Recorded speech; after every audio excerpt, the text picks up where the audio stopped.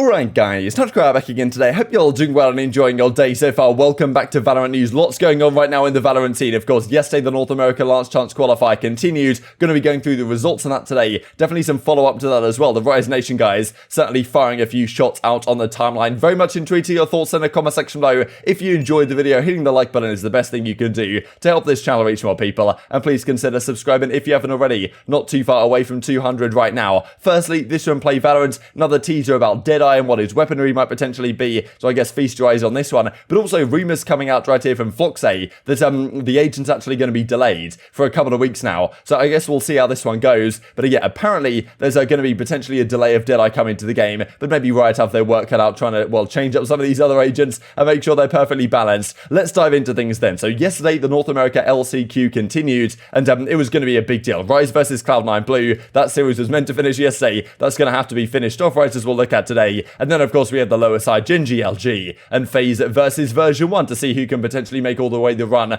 through the last chance qualifier all the way to champions, but also who will win this one to play 100 Thieves. Also a very big deal in terms of how things are going to go. History has been made though in the fastest 1-0 lead of all time. Rise went into this first map 14-13 up on Cloud9 Blue, and they closed it out very comfortably in a single round, get the job done 13-15, and they move on, well, in a 1-0 advantage for the rest of the series. Rise have been undoubtedly one of the most improved teams we've seen this entire year, probably. I mean, I think there's really no doubt about that, right? They came out of nowhere. Lots of talk, as we'll have a look at here in a second, about something, do they even deserve to be at champions? They kind of came out, or they even deserve to be at the LCQ. They came out of nowhere, really, at Berlin to, like, have a good result, and all of a sudden they're qualifying for the LCQ, and they're making a bit of a run, and pretty much an underdog in every matchup they play, but statistically, they're performing incredibly well. And here against Cloud9 Blue, they win this map 15-13. They get the job done. Then we go into a second map, and I mean, Rise here 12-10, and on Ascent, and it looked like they were going to close this series out 2-0, but all of a sudden Cloud9 Blue fight their way back in this one, take it to overtime and win it. So Rise almost looked like they were going to choke it away as soon as the opportunity presented itself. But this final map, despite some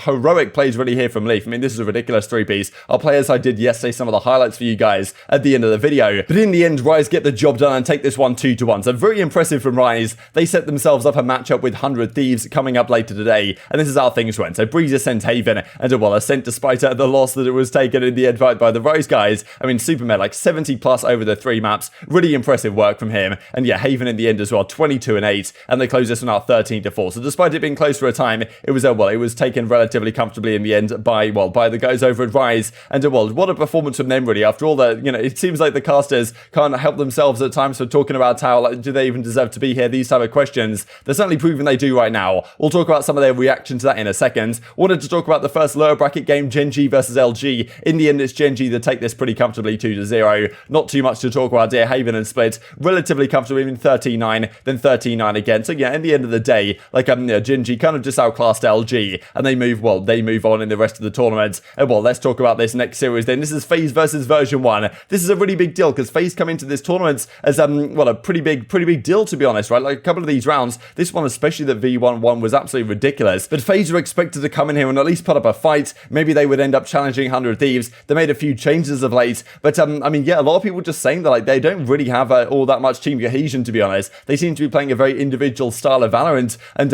it's not really going to work all that well. I mean, especially coming in here and getting double rounded, firstly by Rise and then by version 1 in pretty dominant fashion, is just not a good look for FaZe at all. I mean, they go down 1-0 and then V1 take the second map as well. So yeah, I'm not even sure they won a map, right? Actually, maybe against Rise it was 2-1 or something. We'll have a look at the brackets here at the end of the video. But still, to come against V1 and lose 2-0 like this is pretty tragic. Both the maps, of course, were close early on, but yeah, 2-0 defeat in the end. babybay, like, well, we'll look at a tweet from him in just a second. But yeah, these guys just not really performing up to the level we expected. Zelsis had a pretty fantastic series on the other side as well. And yeah, 13-10 on Icebox, 13-10 on Breeze. So as I say, close maps for a time, but just not good enough for FaZe, and they fall pretty much at the first hurdle both times in this North American Last Chance qualifier. So they've got a lot to prove going forward as well. This also from Anger, the coach of the Rise Nation. Apparently we don't even deserve to be here. Pretty weird. So a lot of talk about that, right, given they kind of came out of nowhere to qualify for this LCQ after having a good result at Berlin, and all of a sudden they're right here in contention. And a lot of people saying, should they even be here? But they're certainly proving they're easily a good enough team, and they may even be the one to go to champions performing at this level. Poised as this, been hearing this stuff for 6 months now. Caster's got to start showing us some real respect. Not happy about the disrespect he believes being shown by some of course, the talent on the working on the streams, Shanks also had some phenomenal play, says this. We're not even supposed to be here. Shut the hell up, kids. GG's at Cloud9, right? They move on. And of course, next up, they're going to play 100 Thieves, as we did just discuss.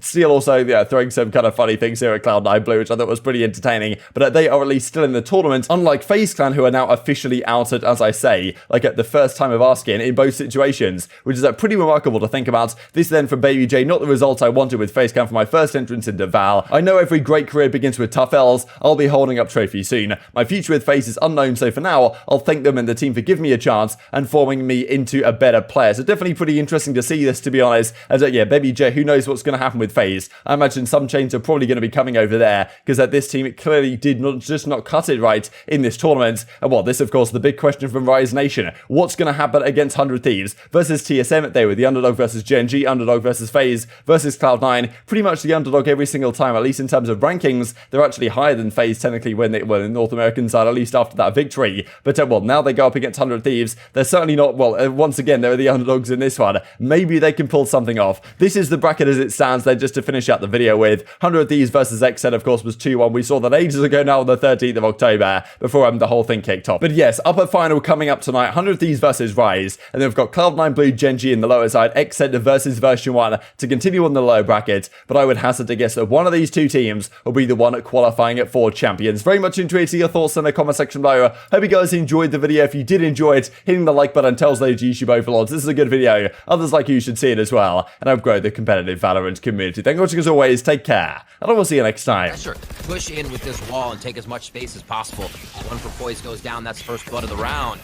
And now Dephh tries to answer back. They don't know how far Rise has made it in, though. As you said, a great flash coming through to just really cause chaos in the situation. And now it's all up to C9 Blue with 3 members to retake this back. A tough round.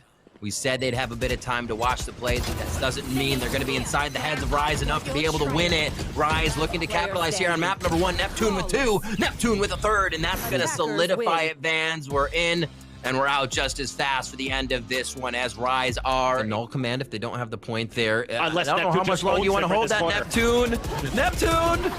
Wait, what's... Oh, Poise is right behind him over the shoulder. 3 pies to the face of Cloud9. You have to be kidding right now how that worked out. Holy crap. Vanity now doing what he can. 12 seconds left in the round. The Zeta going into the site. They are up against 1 member. Shanks with the shot through the smoke. You have to be kidding me. These rounds are impeccable by both teams. Is towards A for now. You see how quick Mitch is walking away from that as they head towards a bit of BC. Great positioning right now by Leave. Does he catch Shanks off guard? He heard Shanks go up. Oh, he hit it from it though. This is huge. He's gonna get this kill.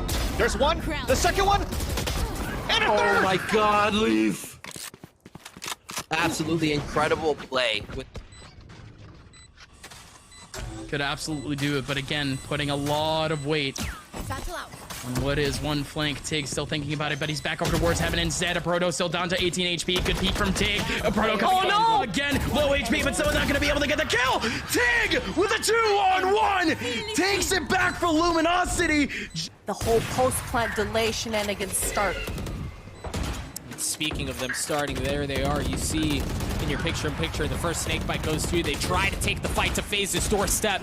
And they drop a couple of members. The spike continuing to tick away. They've gotten through, but are they going to have time to get the defuse? Zachary drops as well. Whippy's on it. He gets it to half. Does he get it all the way, though? Oh, my gosh. Holy smokes, full clench. But version 1 get the defuse. I think a bit off, though. Zelsis trades it out. Odorous going in aggressive. There's that ult, but I wonder how they opt to play this out. They're able to get the kills. They're still gonna have to trade out the lockout though. That's exactly what they do. babybay wraps around, spots 2 of them, lands 1. How the heck has he done that? A second and a third. My goodness, babybay! The Red Bull clutch for FaZe. The spray control, the track.